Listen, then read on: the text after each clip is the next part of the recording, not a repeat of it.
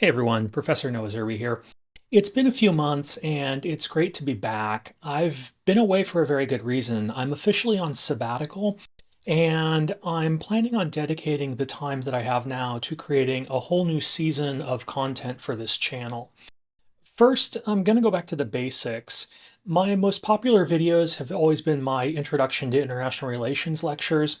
So, starting in a few weeks, I'm releasing a completely re recorded and updated version of the entire course with better audio and video, fresh examples from today's world, and a sharper focus. So, whether you're a student tackling international relations for the first time or a lifelong learner who just wants a refresher, this is being built for you.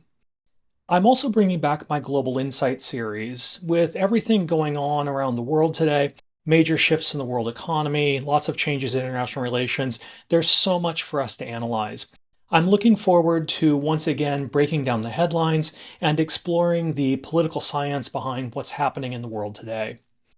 Finally, and I'm especially excited about this, I'm launching a brand new series called Small Screens, Big Issues. This is something I've been thinking about doing for a few years. We'll explore the themes of international relations like conflict, power, and justice through the lens of popular movie and television. Think about nuclear strategy from Oppenheimer, or the raw power politics of the Game of Thrones, or the mechanics of rebellion in Andor. This is a chance to show that these complex theories aren't just for the classroom, they're woven into the stories we love. And I think it's going to be a lot of fun. So that's the plan: rebuild the academic course, timely analysis of current events, and a brand new series connecting to pop culture. Now, I have a question for you. Of those things, what are you most excited to see?